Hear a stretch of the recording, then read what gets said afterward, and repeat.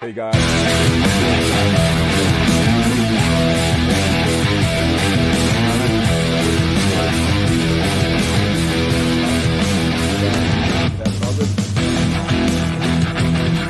All right.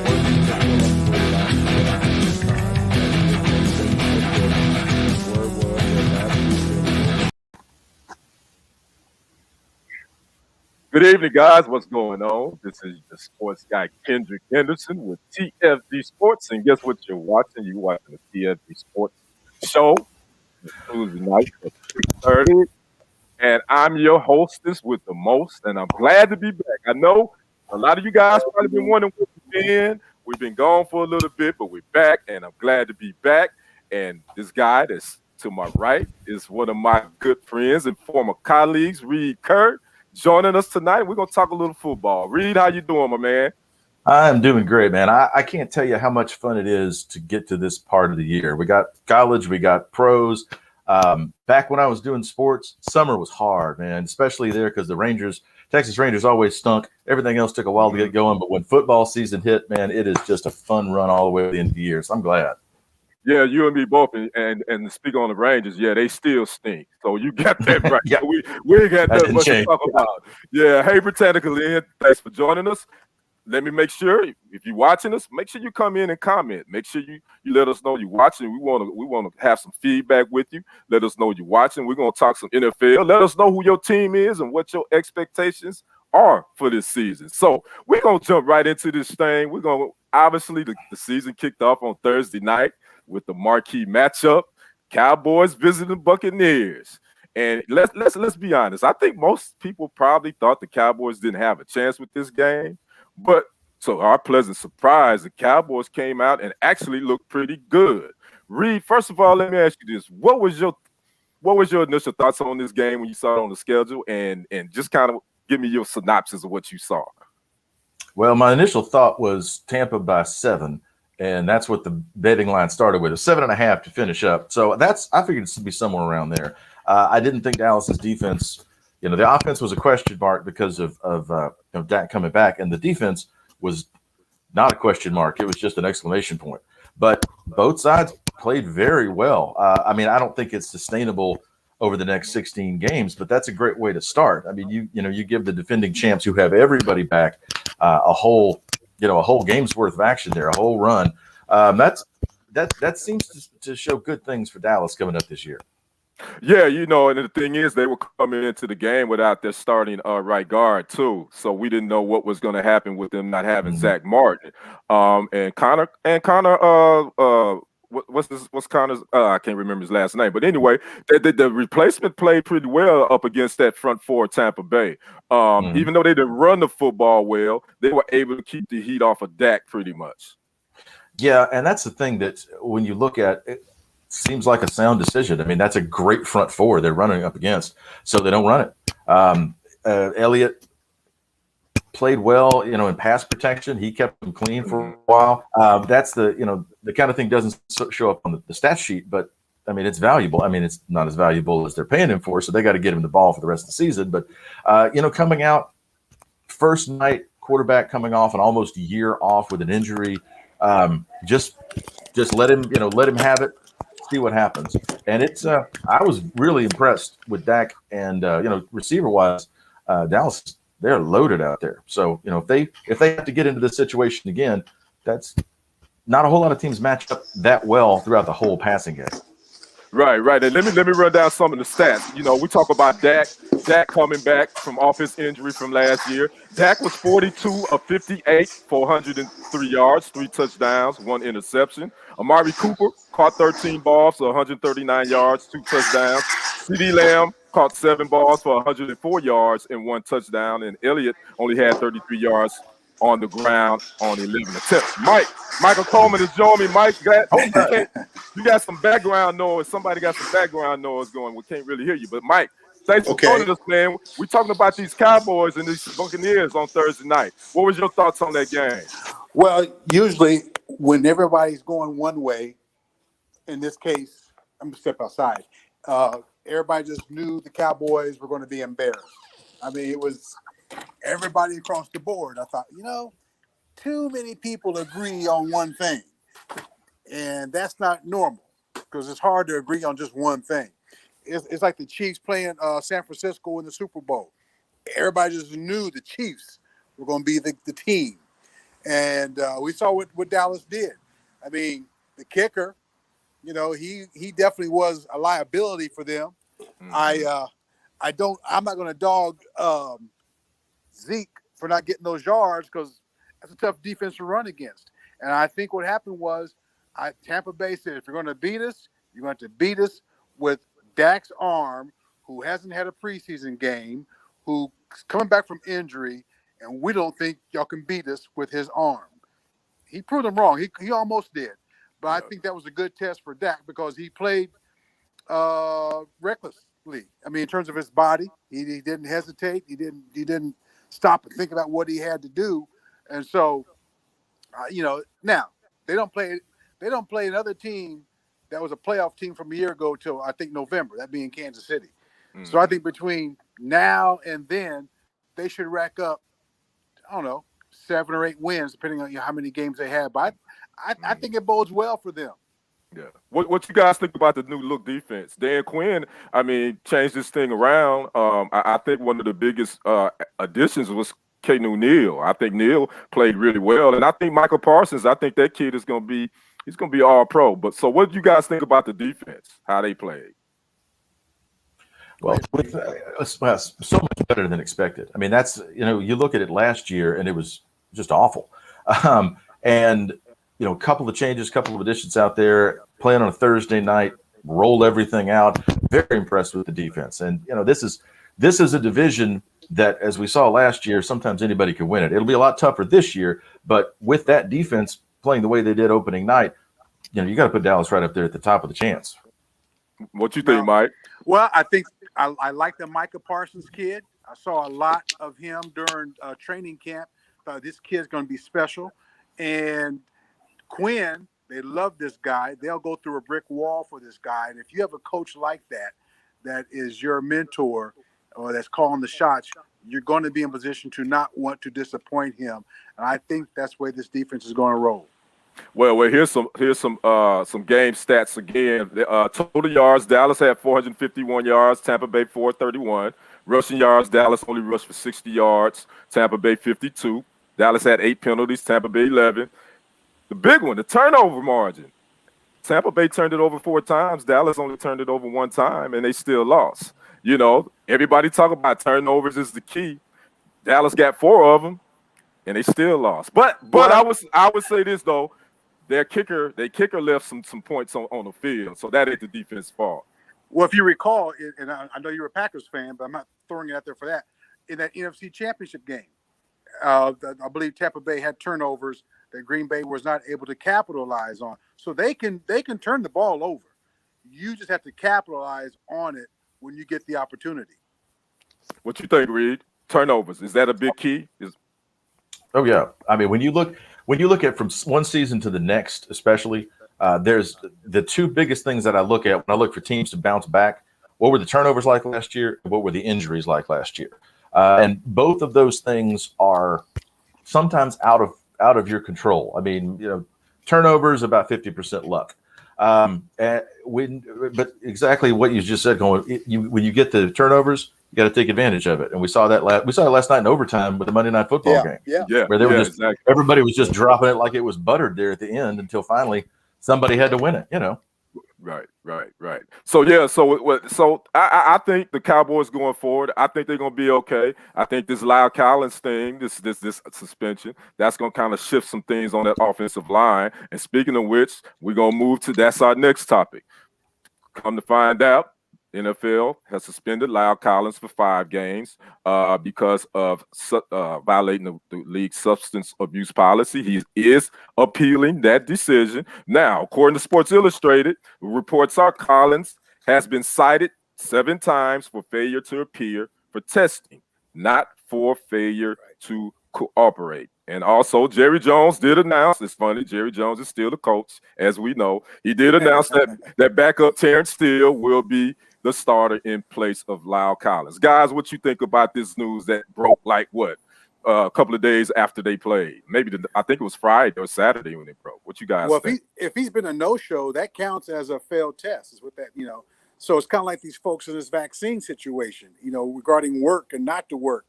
If you need to be at the mandatory testing, go.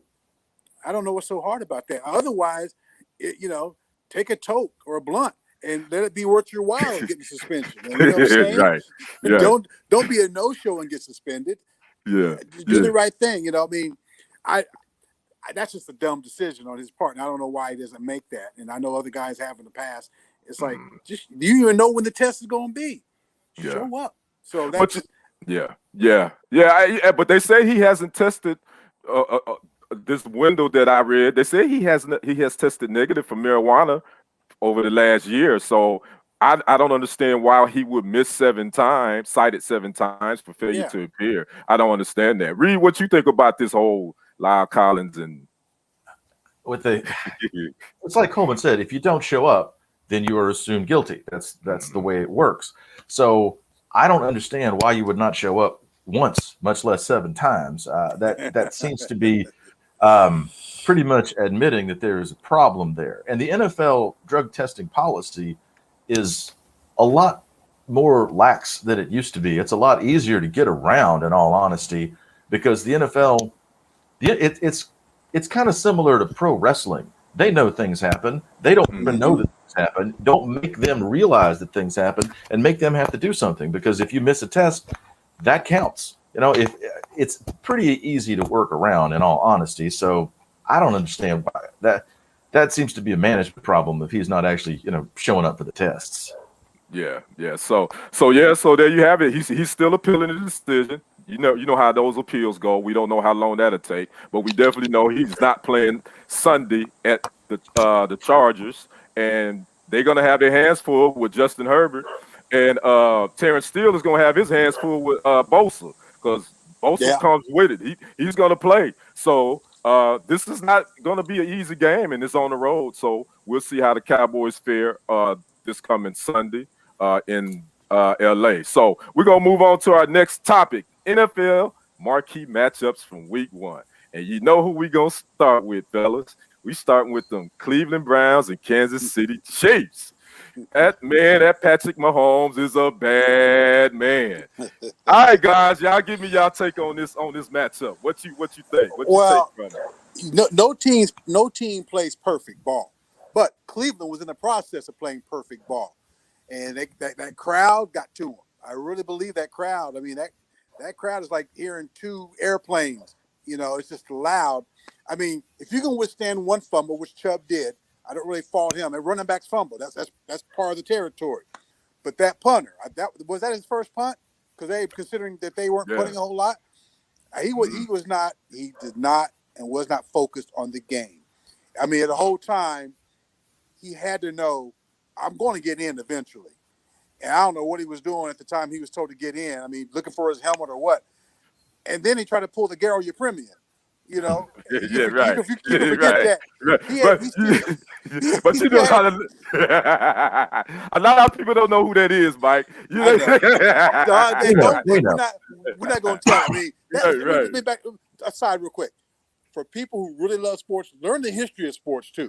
Yeah. And see how it applies to today, because that definitely does apply to today with Garo Yepremian and what old boy did in that game Sunday afternoon in Kansas City. He was shaken up. And it cost him. And look how way inside the red zone. I mean, knocking on the door. Now, who's not to say that Mahomes and company wouldn't have driven that far down? But okay, make them drive. Right. Don't just give the ball to them, and that's all she wrote. So you make a mistake like that, as much as it motivated the Chiefs, it deflated the Browns. Yeah. Reed, what's your take on that game? Generally speaking, there's no mathematical certainties, but generally speaking, good teams do good things and bad teams do bad things. And I don't believe Cleveland is a good team yet. They have got all the pieces, but it's like, you ever see a woman that is just beautiful, but she's got all the right aspects of it, or a guy, for you ladies, that they should be attractive, but they're not. There's just something off, and I think something missing. that, Gotcha. they've got that little Baker Mayfield that is off, that is not working. Here's a perfect Yeah. analogy. Here's the analogy. It's an Eddie Murphy movie, Boomerang. Mm-hmm. That gorgeous woman with the bad feet. with the bad feet. With the bad feet. The hammer toes. Yes. That's perfect what you're saying. That's it right there. Hammer toes, deal breaker, ladies. Yeah.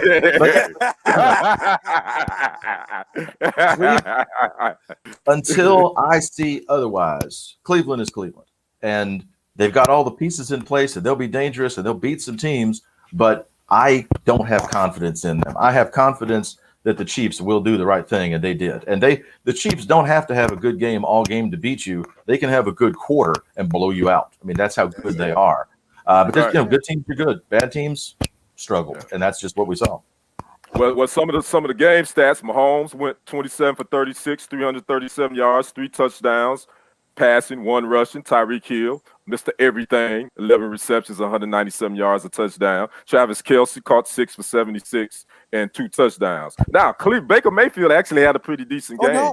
That one makes a mistake. He was 21 for 28, 321 yards, no touchdowns, and 1 interception. Nick Chubb had 15 carries for 83 yards and 2 touchdowns. So, I mean, Cleveland, here's the thing, like you said, Reed, if you got a good team down, you got to put your foot on their neck and be done with it. You can't let them stay in the game. Cleveland had them; they were down by 12, they were up by 12, and Kansas City, just like they do, that high-powered offense, they figured it out and they found a way to squeak one out.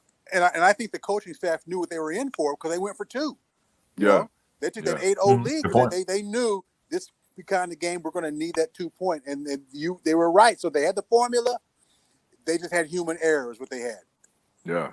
And let's talk about Patrick Mahomes real quick. Let me tell you guys something. This was his 47th game as a starter. He set new NFL marks for most passing yards in a quarterback's first 50 games, and this is his 47th game. He passed Dan Marino. He has 14,489 passing yards. He passed, Kurt Warner, who had 14,372 yards. Now, he passed Dan Marino with the most touchdowns over their first 50 games. Again, he did this in 47. Dan Marino had 116 and 50. Pat Mahomes has 117 and 47. And you know what they can't do down the road? You can't say, oh, we had an 18-game season. No, he's just now starting an 17-game season. He didn't have – it's like the three-pointer. All those points he scored, but you know what? There wasn't a 3-point game back then, so that makes it even more legit. Same thing here. He didn't have an extra game to do this in, so I mean, it's mind-boggling, man. It's mind-boggling. And it's mind-boggling because we remember this kid. He's not a kid anymore. We remember this grown man from high school. Mm-hmm. Yeah, we covered it back then, and there and in the college and. He gets drafted, and I saw the other day that they were referring to somebody as they're going to start the veteran and sit the rookie, and they call it the Mahomes method. Well, the Mahomes, that's just something that we apply retroactively. They didn't know he was going to be a star. Yeah, Kansas City took the leap of faith. They knew that the most important thing in the NFL for a quarterback is your mind. Can you make the reads? Can you tell where to go? Can you pick the right play out of what they've given you and all that? And they knew that Mahomes is a smart guy from a smart family, from a lifetime of athletics, and Andy Reid knew that he could do something with it. Everybody else, your first-round quarterbacks are still a coin flip, no matter who they are or where they go. With Mahomes, and this is the future. Right. So Kansas City is set. They 1-0. The AFC is going to be stacked. I think Pittsburgh showed that they're going to be somebody to be reckoned with. Even though Baltimore Ravens lost last night, I still think they probably going to be one of those teams to be reckoned with in the AFC as well. So, and I know Reed is a Buffalo fan. I wanted to talk about that game, but the thing is, Buffalo, they still in the mix. I still think they're going to win their division. I think they're the best team in their division anyway. I think they will. The Patriots are dangerous eventually, but Buffalo, like I said about Cleveland, Buffalo going to Buffalo. You've got to win the games that you should win, and that's one that they should have. They gave it away in the fourth. They're a good team, but are you going to be good enough to challenge the Chiefs? Because, like we said, the Chiefs are the class. The Chiefs have their program in place. The guys they want to run it. Can you catch them? It's like in the NBA, a couple of years ago when everybody was trying to catch the Warriors and building not for the short term, but for the long term when that team finally fell apart. That's what the AFC looks like to me now. Some good teams, but who's going to come at the king? Yeah. Yeah. Well, we're going to move to this last game, guys, and we ain't going to stay on this one long because you know what? I was like shell-shocked. Packers got it handed to them. They got took to the woodshed in Jacksonville, 38-3. Aaron Rodgers had probably the worst game of his career, I would say. 15 of 28, 133 yards and 2 interceptions. The Packers defense couldn't stop a nosebleed. The Packers offense couldn't get anything going. I'll be honest with you, Aaron Rodgers and Matt LaFleur and the front office, they kind of look like, when you in a marriage and you've already signed the divorce papers and you just staying for the kids. That's what this relationship looks like right now with Aaron Rodgers and the Packers. Guys, what did you think about that horrible? Well, not horrible for the Saints because Jameis Winston threw for 5 touchdowns. What did you guys think about that game? I just figured you can't have all this drama during the offseason and get accolades about how you handled it and you told them and go out and not show up as he did. I mean, as I said on my show, he'd be better off hosting Jeopardy. They still looking, Yeah. But I think Rodgers will get it together. But it's got to be an awkward locker room. It really does. I mean, and now with this big loss hanging over them, how much more awkward is it? Because those guys had his back. His teammates had his back. And for Rodgers to turn out the performance that he did, it appeared to be like a chain reaction situation. And all eyes would be on them in their next game to see how they turn this around, if they do turn it around.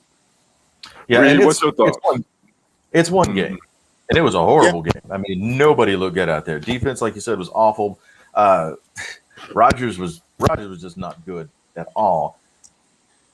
It's an off-season hangover. It's one game that everybody in the division lost, so that it's still wide open. And I still think they're the team to beat there. But that is pretty much a clunker from them. On the other side, one thing about the Saints, if Sean Payton can actually get Jameis Winston to live up his potential, then he is the quarterback whisperer. And the Saints are right back where they were last year and are terrifying because Winston was on. Right. And they didn't even have Michael Thomas. They didn't even have their best receiver. He's out until I want to say middle October. So I mean the Saints did look good. I got to give respect to them. I mean it was a good old fashioned whooping. But again, like you guys say, it's just one game. You still got 15 more to go. So 16 more to go. So 16. I know I had to get used to that. 16 more to go. So there you have it. So we're done with our NFL marquee matchups. We're going to move to ESPN Stephen A. Smith.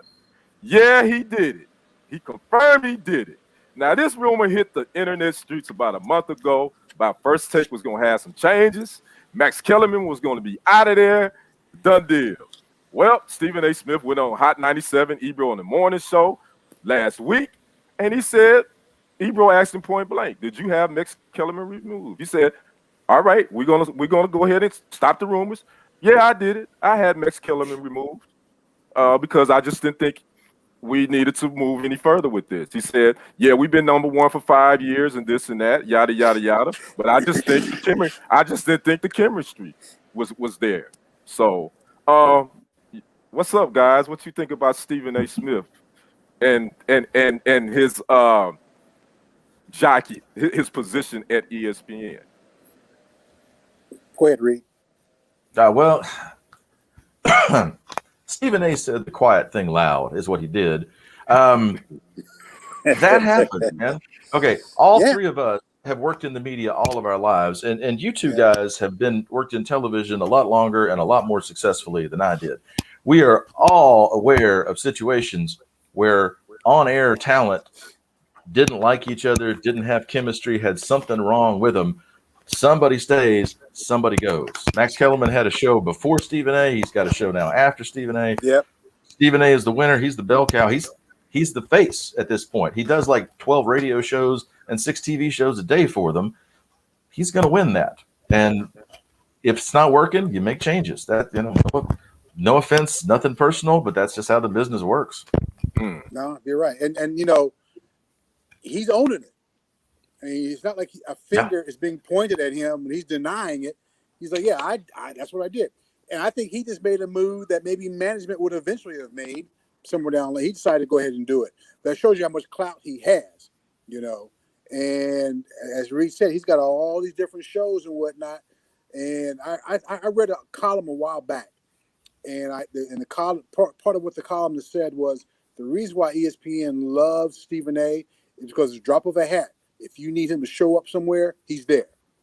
He doesn't have to oh man, I just worked 12 hours, 15 hours. All right, what time you need me there? And they like that about him. So, he's doing what he wants to do. It's working. I know him and Michael on Mondays, Michael Irvin, and then Tebow on Fridays. And I kind of like the rotating guest right now because it's fresh. But Max is good. I like me some Max Kellerman. I mean, Max is strong. And I think part of that reason for Stephen A., I mean, he's a very secure guy. We all know that. But I think he's like, dang, this Max is giving me a run for my money. We need to fix that a little bit. Because now notice they have a deal where if you want to come and banter with him, they're going to give you an opportunity. You already had somebody that would banter with you 5 days a week. Right. It's a stick that Stephen A. has worn. His stick has worn on me. My thing is, how can you be the number one? So you say for the last 9 years, 4 of those with Skip Bayless, the last 5 with Max Kellerman. It wasn't just you that made that show number one. So how in the world would you, what's that old saying? If it ain't broke, don't fix it. So in my mind, it's about your insecurity because Max Kellerman was holding his own with you. Yeah, that's what that was. You couldn't. You only. It's the limelight is for you and for you only, and you don't want to share it with nobody. And that's cool. And I respect him for at least owning it. But I'm telling you, his stick is getting old. We all know that Stephen A. is a very arrogant dude, and ain't nothing wrong with being confident in who you are and your abilities. But sometimes that comes across the wrong way now, and it does now. For me, and I think Stephen A. has heard too many people say or post on social media, Max can come to the cookout. I think that also was the gauge he was going by as well. Yeah, I agree. I definitely agree with that. So, well, anyway, I like I say, I respect him for at least owning up to it and say, yeah, I had him removed, but that also showed me how he has a lot of clout at ESPN. And we know he the face, and I get that. Yeah. And I'm not mad at him having the power to make decisions. But karma is real. So you got to be careful how you step on people, because guess what? You can be replaced too. So that's my thoughts. There's an up and comer out there somewhere. Yeah. So anyway, out there. Yeah. All right, guys, we down to our final thoughts. Reed, what you got for me, my man? Thank God it's football season. That's all I can say. I don't have to watch highlights of anything else. I could just sit there from about like a 14-hour period on Sundays, and then just that exercise is out the window. I'll see you guys. I'll see the outside world like middle of February. That's all I got. I hear you, my man. And then let everybody know what you got going on. Reed is a sports columnist. Just kind of tell especially now in football season, tell people what you got going on. Oh, it's up at tylerpaper.com. It's just a sports humor column I do every week. Pick the NFL games. I'm a long-time degenerate gambler, so I throw out some point spreads and all that good stuff for you. So it's legal now. But it's legal. Yeah, it's legal in most places. Go right ahead. And as always, take my advice or bet against me. You're pretty much a winner either way. So, all right. Thanks, my man. Mike, final thoughts, brother. What you got? They finally fired Clay Helton out of USC. I mean, I think that was the plan when they were going to bring Kingsbury out there, but then he bolted to the NFL. So, and they hired, I can't think of his name right now, but this brother is going to be, But here's the thing that gets me is their USC is beating their chest. We hired a black guy. Well, let's back up here a little bit. Back in 1970 with Sam Bam Cunningham, he had an all-black backfield. You've had 2 black ADs, Lynn Swan and Mike Garrett, former Chiefs running back.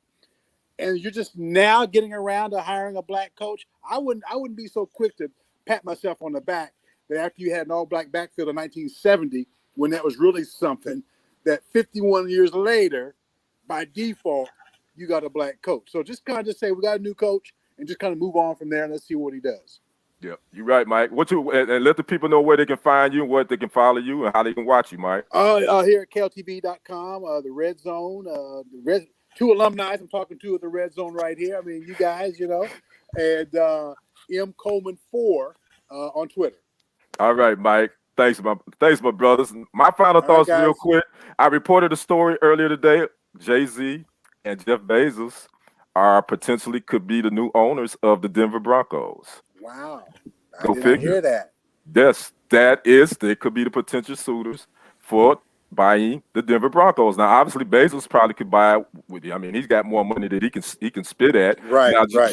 Jay-Z would get some investors together. The thing is, Jay-Z already has a relationship with the NFL. He was hired in 2019 to be head and Rock Nation to kind of oversee Super Bowl halftime musical artists and for other things, as well as the social initiative that the NFL brought about after the Colin Kaepernick kneeling. So we might have a minority owner that finally owns an NFL franchise one day. So we're going to keep our eye on that. And I just thought that would be cool because we need some minority ownership in the league, which is predominantly 80% black. So that's my final thoughts, guys. Make sure you guys stay here.